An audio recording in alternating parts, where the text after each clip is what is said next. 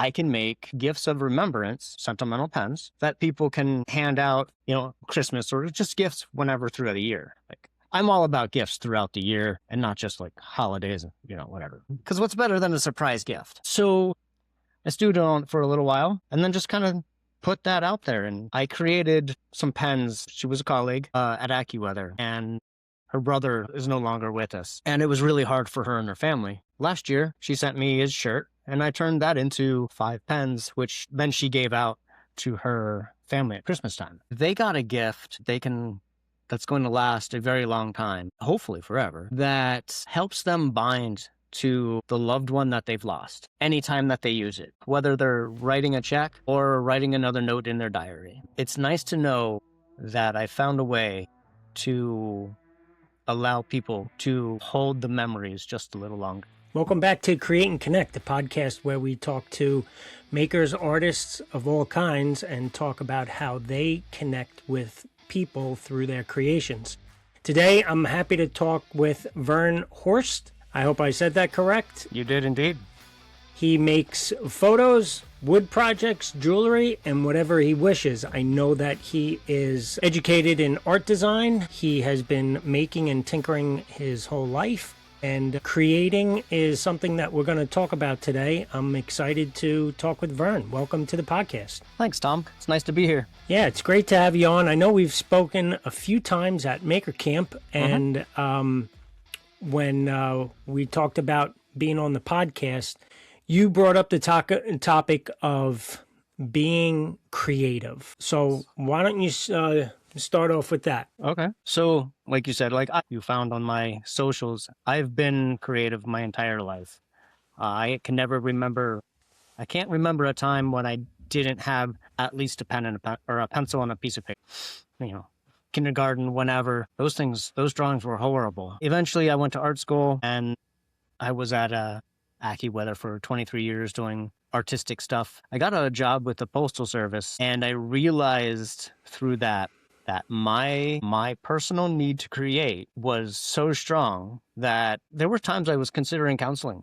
And I'm not even kidding. If I didn't get into the shop and make something, I don't know if level of depression or whatever, but I don't even know if it's a self-worth. Just my being was not in a good place. So I realized how much the need to create is affecting me. And then on that mail route, the amount of podcasts and interviews that I've listened to of all the makers, listened to all of yours, everybody there, I have heard a few consistent, relatable topics. And everybody has to create. Everybody in the makerspace, everybody that's an artist, drawing, painting, ceramics, whatever it is, has to create. Whether they've said it or not, there's a reason why we're all on the Instagram sharing our stuff. And those that aren't online that are creating, they have to create. And I think it's something that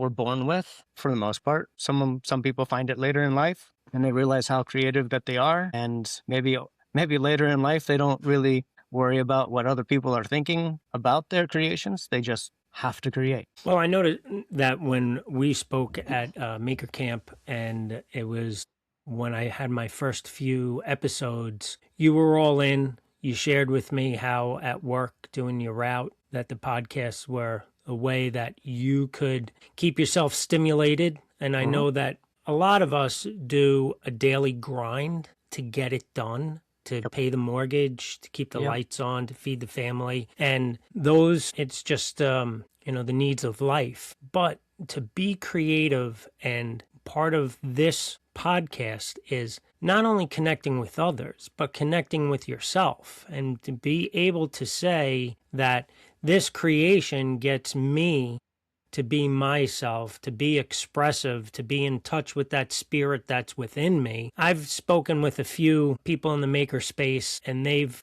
talked about whether they've gone to counseling or therapy, or they needed to do something positive for themselves. And it's not to be, wild or weird or wacky, and some people do, but it's just to feel that wholeness of this is what I enjoy doing. And sometimes you can't do what you enjoy all the time, but to know that it's there and get there. And I heard on when you were on the Making Problems to Solve podcast with Dave Bauer, talking about tinkering and talking about, exploring different creative ways. Or a content creator before there was content creation, getting involved in that in the early 90s and videotaping and storm chasing and doing that part of it. But what does it mean for you to be in your shop, whether it's turning a pen?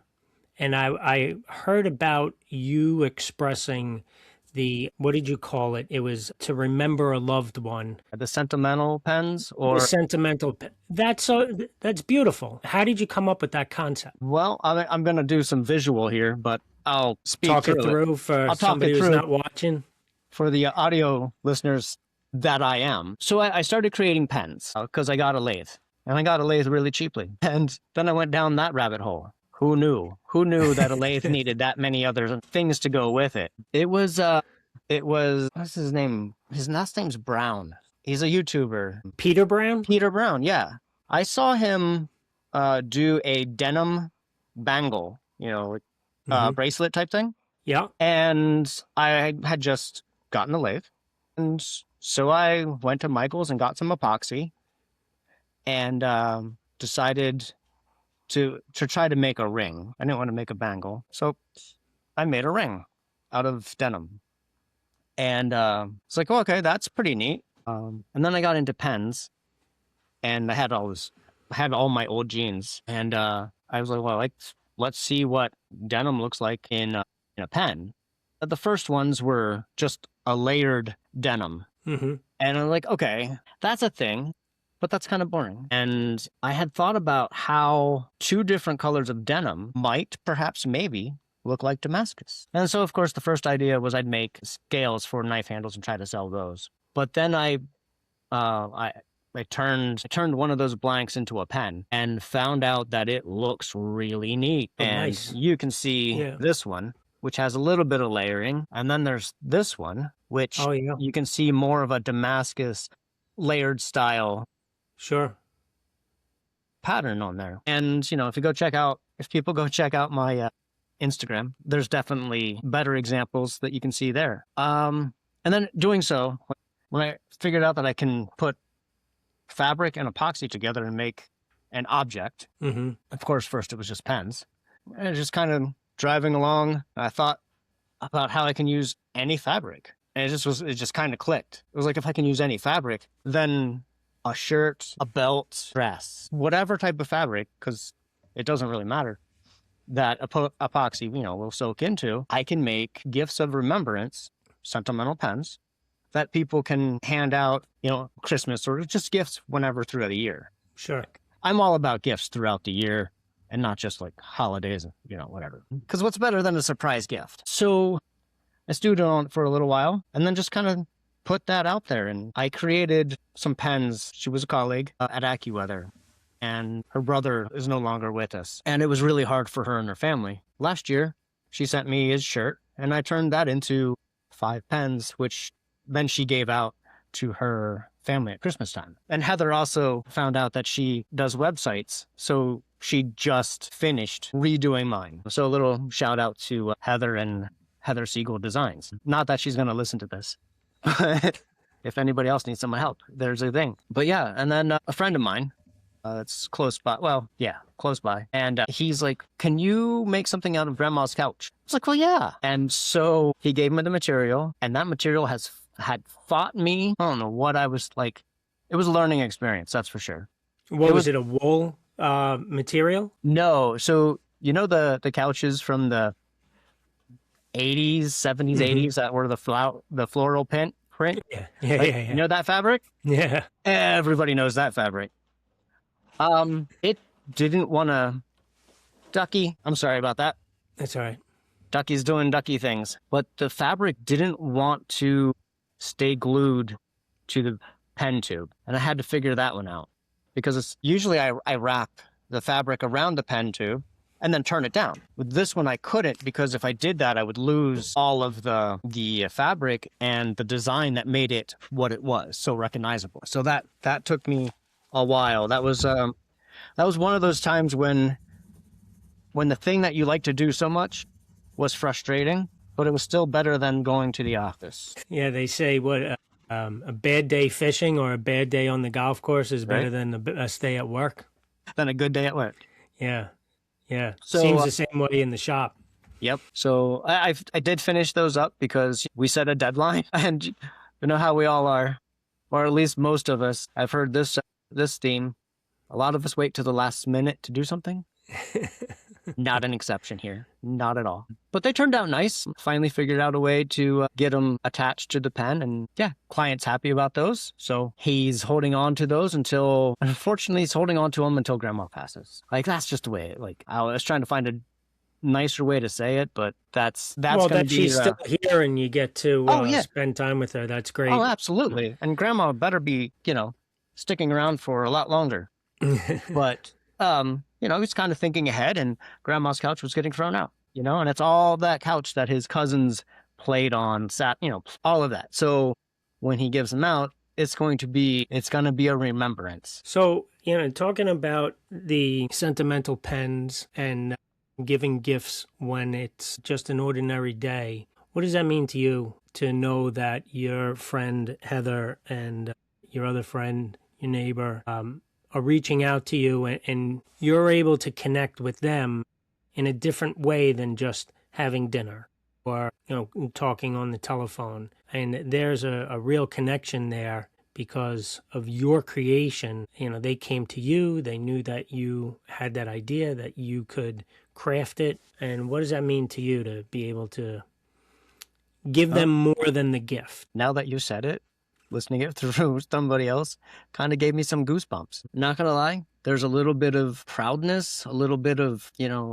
self-recognition, or a little selfishness about being able to do that. But for the most part, is they got a gift that's going to last a very long time, hopefully forever, that helps them bind to the loved one that they've lost anytime that they use it, whether they're writing a check or writing another note in their diary. It's nice to know that I found a way to allow people to hold the memories just a little longer. Now, did Heather happen to share with you any stories of family members when they received that gift? Yeah, a little bit. At first they were, she wasn't able to be with them when they opened the gifts, but they were, in her words, I think, like blown away and very appreciative. Well, the poignancy of the thought of the gift that Heather was thinking of her brother and the people that he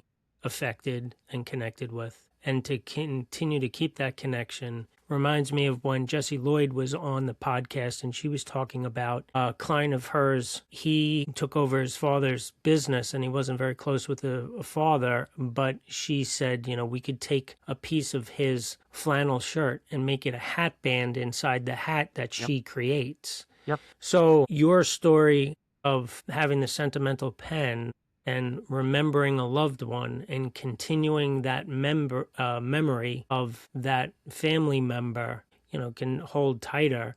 I think that's what a lot of us in the maker community are trying to do. And it's not to be gloating or show off of, here's my art, here's my latest and greatest. It's, this is something I want to share with others.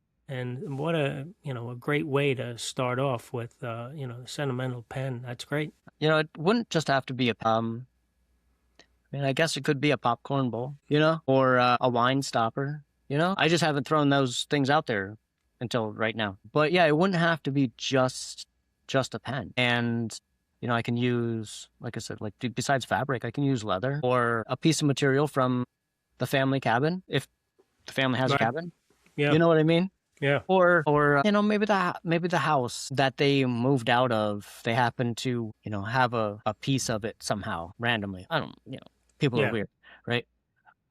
But yeah, anything that can conceivably be turned on a lathe, I can pretty much, make a thing out of it, And being able to facilitate that gift is kind of a nice thing, and brings in some money. But I mean, even the people that do the jigsaw images of family pets, Yeah. yeah, I think it's something similar to that. I don't know if you met Odell Daniels. He's a wood turner down in Missouri, and he was at No.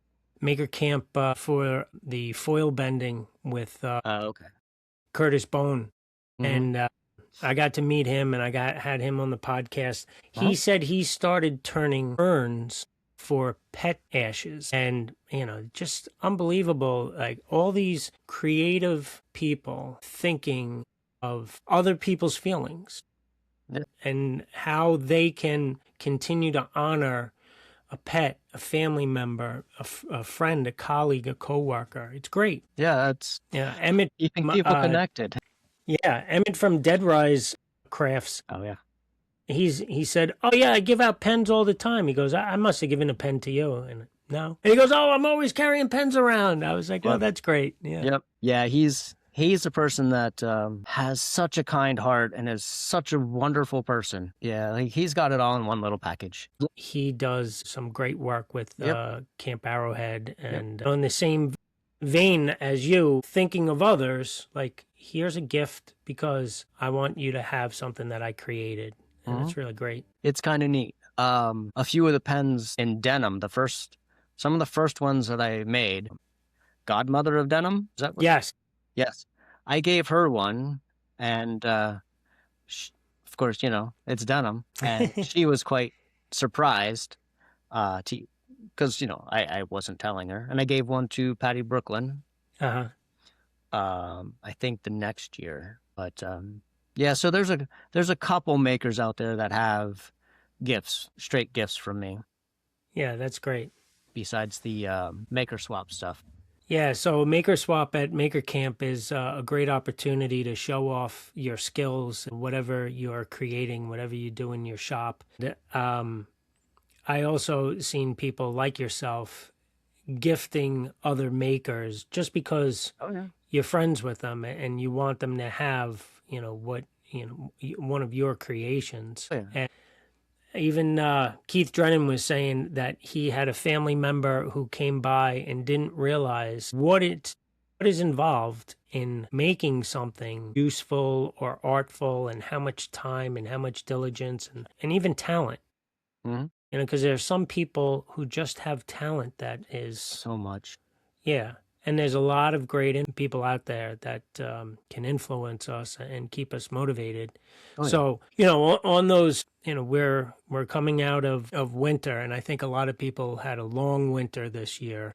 They did. And if your shop is in the garage and it's cold, or it's out in the back and there's no heat, or there's no, electricity more than the light overhead, it's difficult. And like you said, needing to create is a part of you, and you're not able to do it. It really wears on you mentally, and it can wear you down. It's definitely a test. Right. It's part of the cabin fever, or I guess it would be shop fever. Well, I know that there's a lot of people who say that they would love to just be in their shop all the time. And I know for me, there's times that I need to get out of the shop, and can't do it. Yeah. Can't be locked in. And Danny from Upper Room Creatives, he's in the South Jersey, Philly area. He was talking about how he would get out of his own shop after just grinding it out, because he's doing that full time now. And he would go over to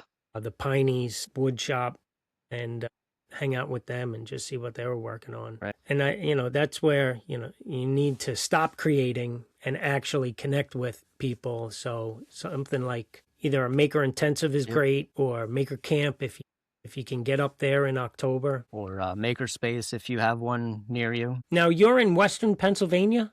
Middle. Okay. Pretty much the middle of Pennsylvania. North and you of have a Makerspace by you? I have one that's about an hour, 45 minutes to an hour away. Okay. And I've been there. I've checked it out a couple of times. It's a nice space that they have. They've got lasers. So they've got the technology side. They've got clay, woodworking. They got those big ones. They might Mhm. have, I think they have a few other little ones, and I started following people on the socials from there, but it's so far away for me Mhm. that I haven't joined up. It is nice to go over there every now and then and to see what other people have done or what they're doing. Mhm. Everything's about an hour from me. Well, I saw that they had a makerspace in not Philly, Pittsburgh a few Mhm. years ago. It maybe only lasted, I think, 3 years, maybe a little more. It's not there now, and they had a ton of great stuff. They had plasma cutters and Oh 3D wow. printers, and seeing it. They had people welding, guys working, I Nice. guess, metal shop sort of stuff. Something, you need a friend with that tool, but this was the place for it. Right. I did forget that. So the makerspace I was referring to is called the Rivet, Mm-hmm. but then Penn State University is in that same town of State College. Mm-hmm.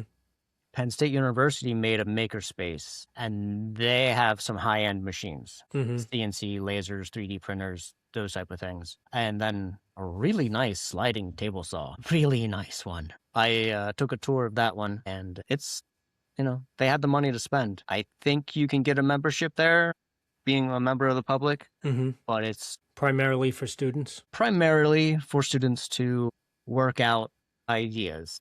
Mm-hmm. And it's really nice space, that's for sure. There was one in Altoona, but I think that one may have shut down. Sometimes in even a big town, it's the mindset of people. I mean, it just can't, rent for the building or whatever is too much. And then, it might have been COVID too. COVID might have shut that one down, Yeah, when you need membership to show up right? and there's no membership, yeah, that could Right. happen.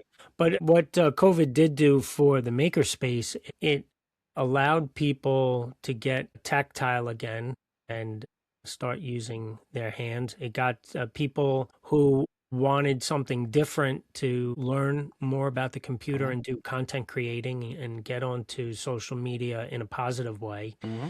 And it also got people maybe using their brains a little bit differently. I mean, certainly there are some people who shut down, but I think for people who are resilient and creative, they started really flourishing Yep. in what they knew.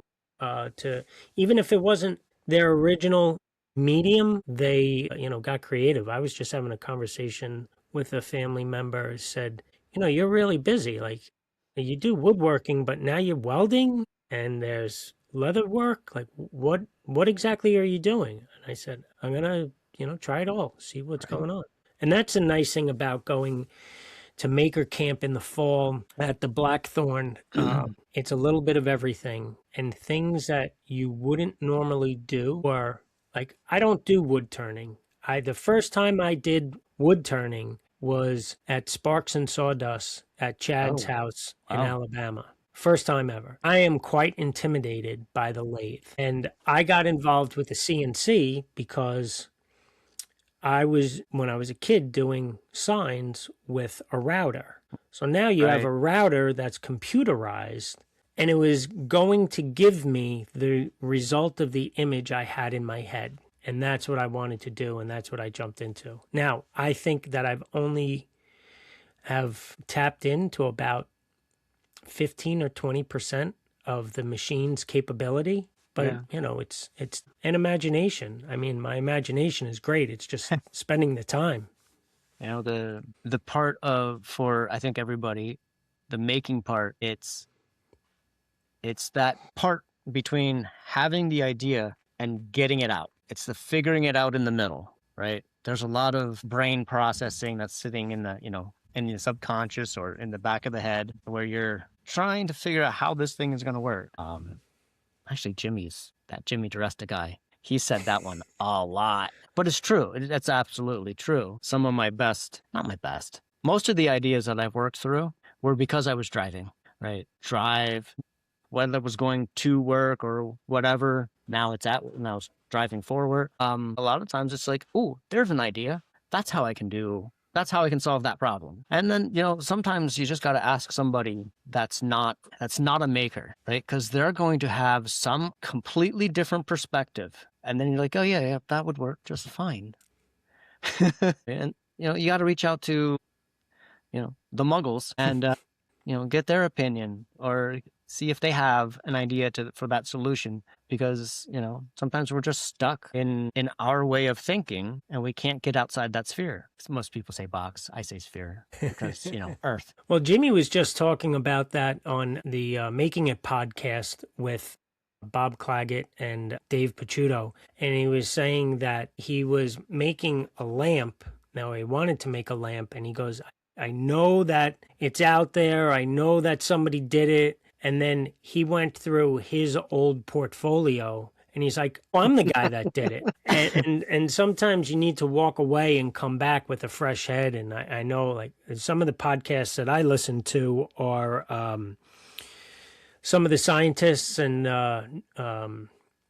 neuroscientists, and they're talking about quieting the mind or taking a break and resetting or, learning to study. Sometimes if you're stuck on the problem, you need to walk away for 15 minutes, do something completely different and come back. And then all of a sudden it's like, oh, okay. And I think tinkering around, I did that a couple of weeks ago. There was just a project that I had for years. I downloaded a digital file of a carry-all for IPA beer mugs. I never did it. And my niece has a 5-year-old, and it was his birthday. And I was like, you know what? I could make him a toolbox with his name on it. And it gets put together like a puzzle. And all I did was take the separators out in the middle for the 6-pack, and I made it an open box,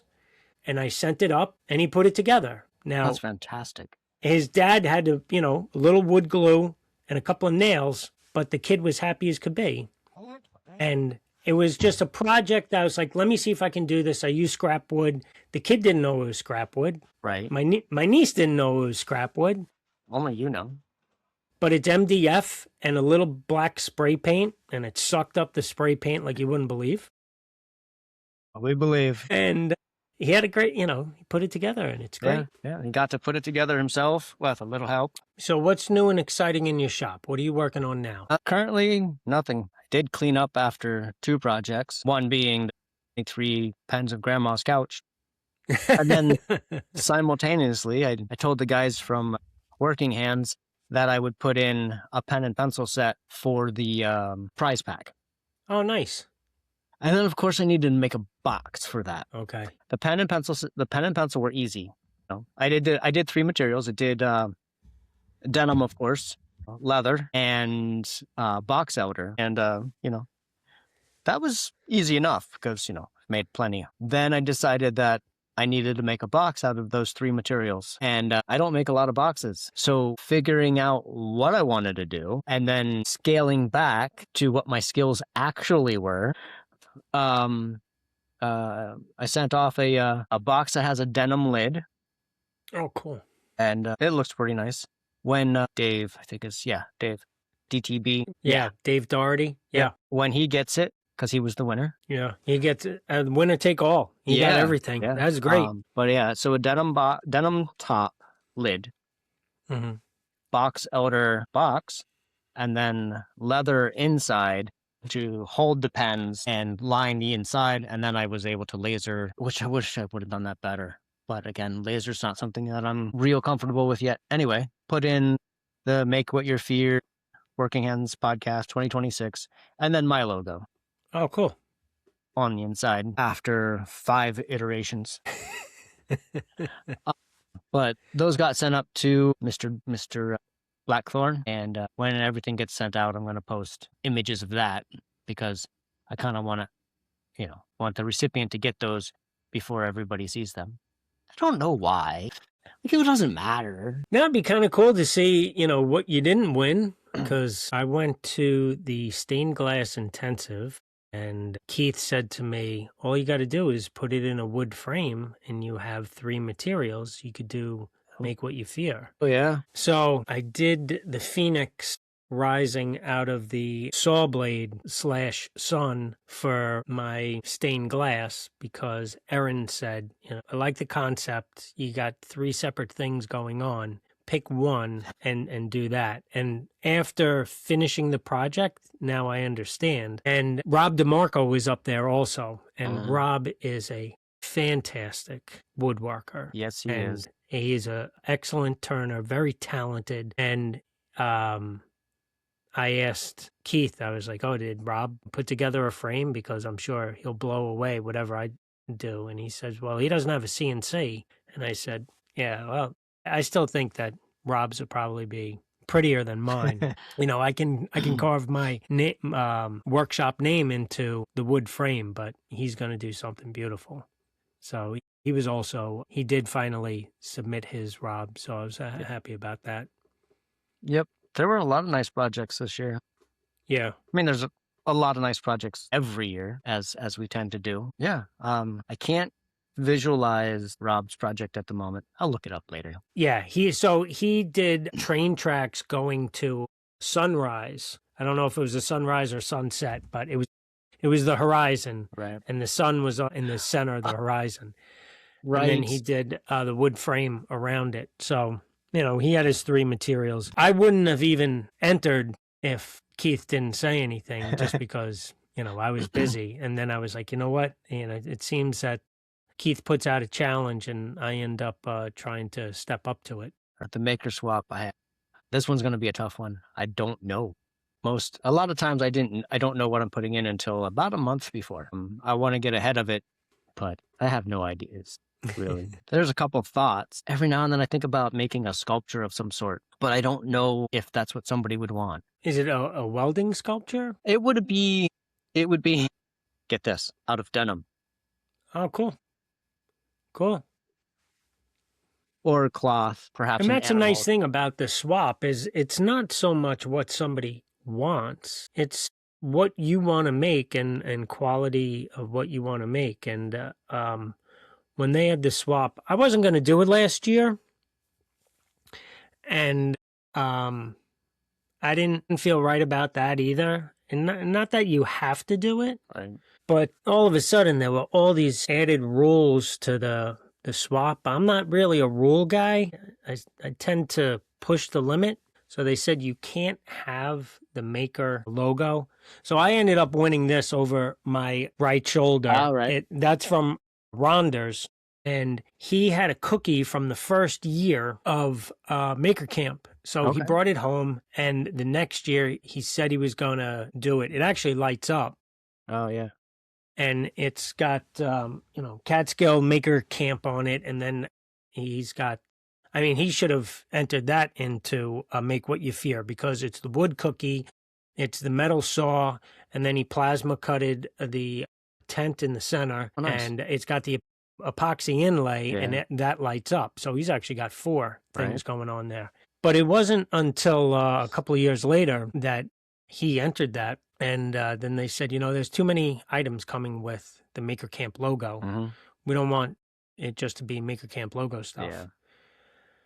And I want something with the Maker Camp logo on it. So that's just me, because like when I go somewhere, when I'm with my kids and we go on vacation, I want to know the place where I was. Right. So it's unique. It's a talking point. So I did a tabletop that had the mountain and saw that looked like the sun. Uh-huh. And instead of putting Maker Camp on the bottom, I just put Catskill Mountains and Working Hands Podcast 2025 and threw a couple of legs on it. But, I colored it with epoxy, and I thought it came out nice. It did. I forget who actually won it, but it ended up with Frank Percelli from Silent Mars, because he had his car. That's what it was. It was Dave. There's so many Daves. Too many Daves. Dave, I can see his face. Yeah, me too. He came over to me. He was a timber framer. Yeah. But he had his vet, so it wouldn't fit in his Corvette. Okay. He could have taken the legs off. I screwed the legs on that morning. Yeah. Anyway, I'm going to show you a picture. So last year, I got the 3D printed vices. Okay. They're awesome. Because everything workable? Works. Yeah. Yeah. Everything turns and moves and does all the things that a vice is supposed to do. Who made that? I knew you were going to ask me that question. 3D Dave? No, this is Luke in the garage? Nope. This is a guy that he takes architectural plans from back in the day and then makes them 3D objects. Oh, very cool. At the moment, if he listens, sorry, but I can't remember his name or his handle because my brain doesn't work that way, but I can tell all kinds of stuff about him. He started off with little things and then he made these big ones. Anyway, this next picture I'm going to show you has Nick Birchtold's axe that he put in. Right. And that went to a friend of mine that's down here, also lives like 45 minutes to an hour away. Mara. Okay. Anyway, she won the axe, but I took a photo of it on your table. Oh, very cool. Yeah. That's cool. Nice. Anyway, so yeah, when you mentioned your table, I was like, oh yeah, I have a thing. Yeah, that's awesome.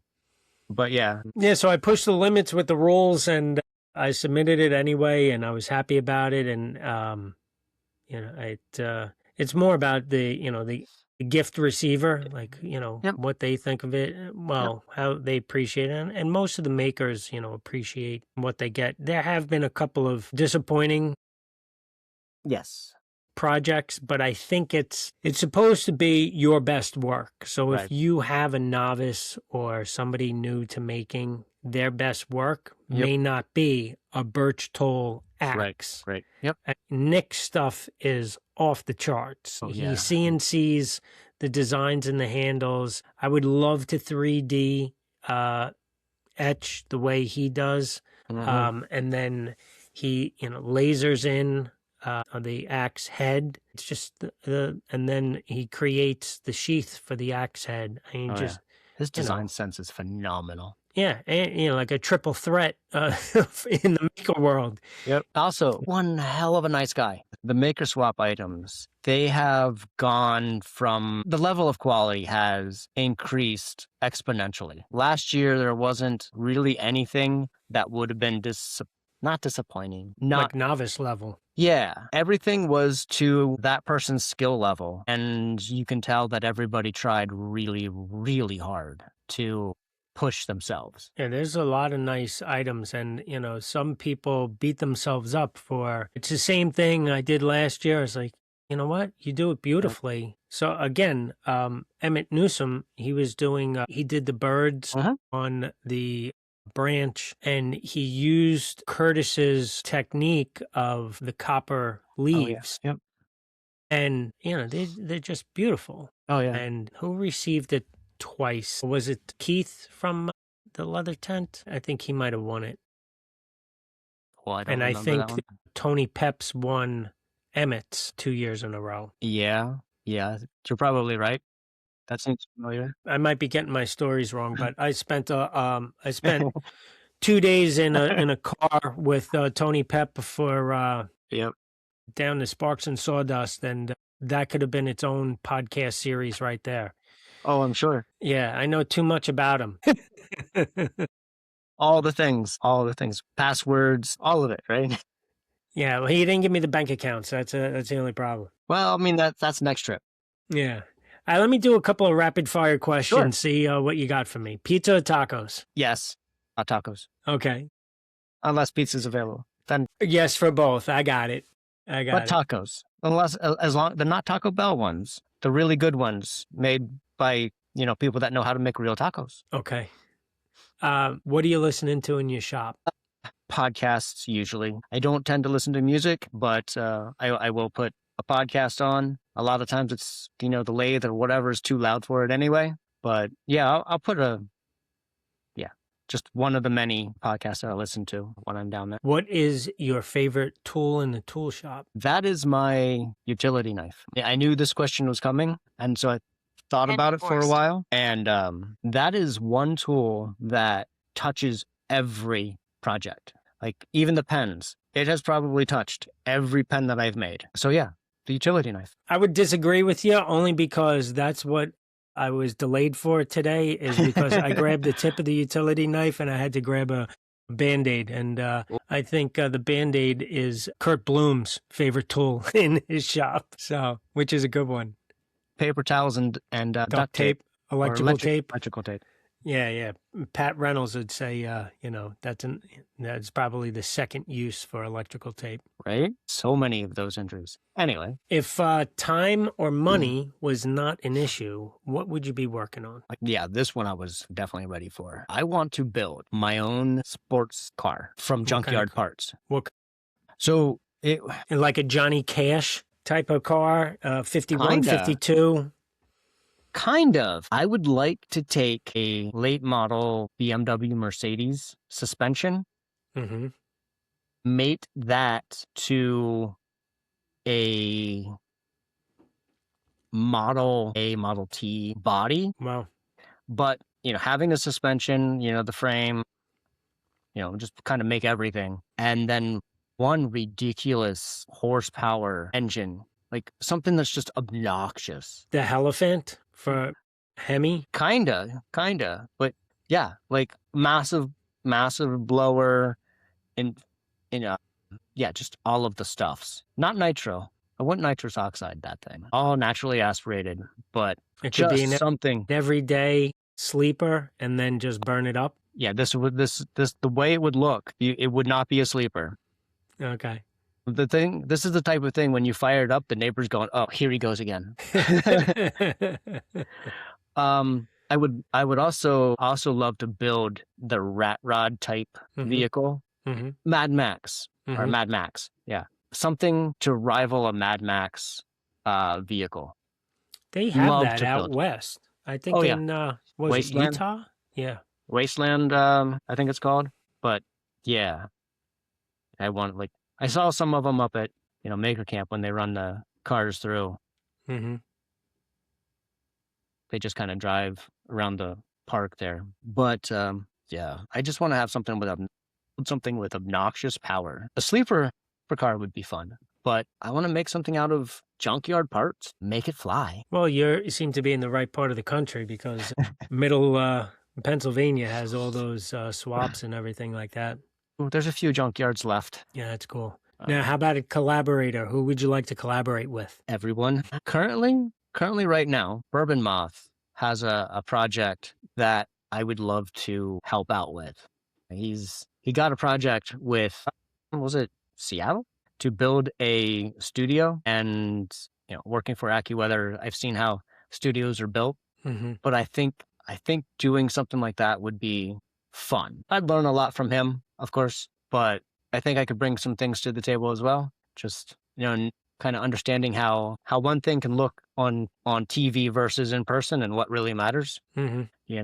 But there's so many people. I think I'm gonna do. There's a lot of talented people in the. I think I'm gonna do. I'm going to do a collaboration with Frank from Silent Mars. We're gonna do a couple lamps. Nice. Out of denim. I'm gonna send him the file and the epoxy denim. So he's gonna do the CNC part.